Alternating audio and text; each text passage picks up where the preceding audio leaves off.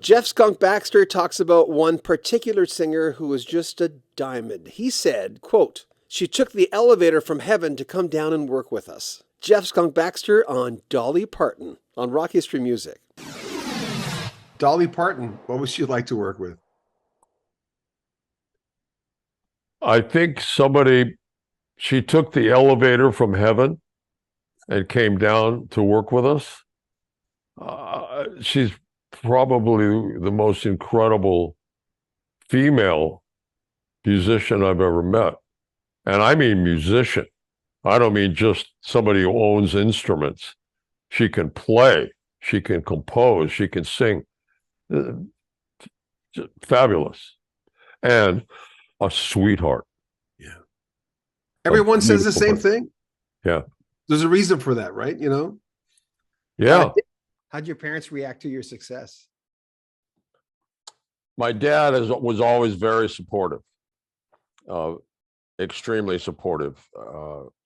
Plus, he understood the whole media business. I don't know if you ever saw Mad Men. That was my dad.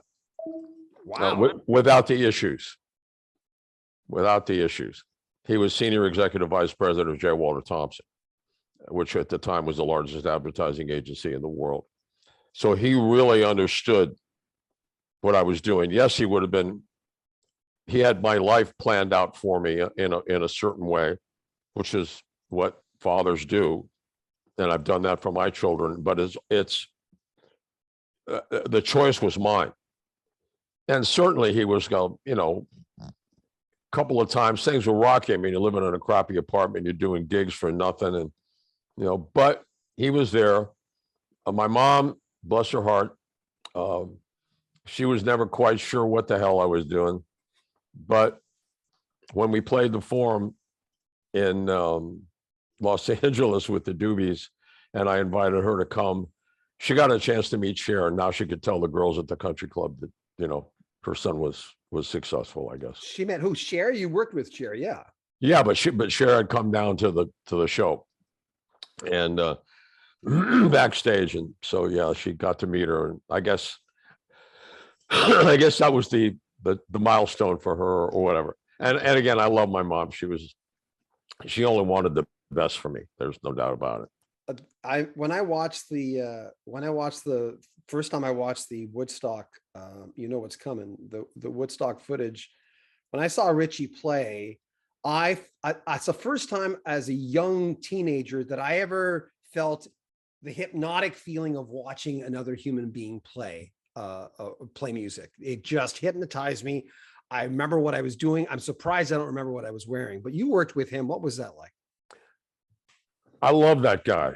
We actually met at Woodstock and we became friends because I did a number of sessions for him as well. He would call me and have me come in and do some work for him. And I even had the Doobies come in and do some work actually as a rhythm section. Just one of those guys, again, kind of like Joni, just spiritual, unpretentious, sincere. And then one day he called me and said, "Skunk, I got this call to do a jingle commercial." And he said, "I don't want to really sell out." I said, "How much are they offering you for it?"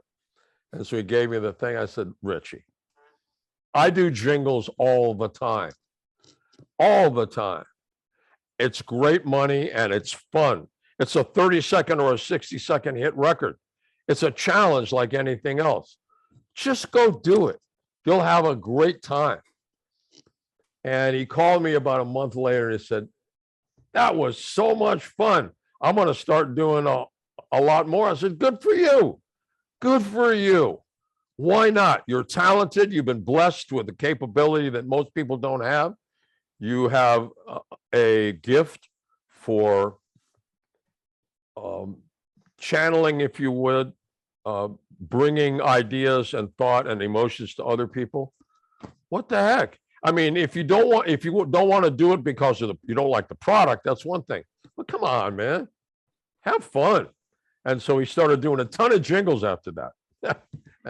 And so he would always call me every time he did one. He says, "Oh man, it was really fun." And he would describe it to me. That's a wonderful human being.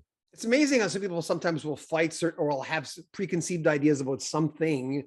And then when they do it, and because sometimes we get so hell bent on certain, our story or what we're supposed to think about something. And then you think, well, yeah, have you tried it? Well, no, I haven't tried it. Well, give it a shot. Well, it's like the 60s certainly was a mindset.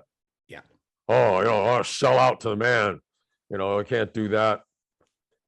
Okay. Whatever, whatever. Like anything else, you get to a point in your life where you finally outgrow.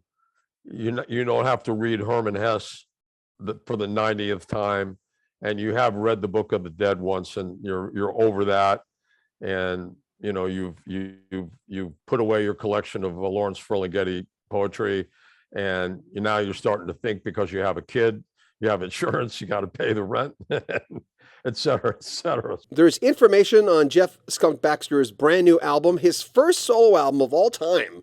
Sure took him a lot of years. He's thinking of doing another one now, by the way, right in the description of this video.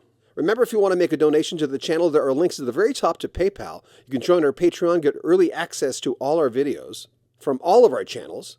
But really, like our videos, subscribe to our channel, share them on social media, and comment on them. I'm John Beaudin. This is Rock History Music. Take good care of yourself.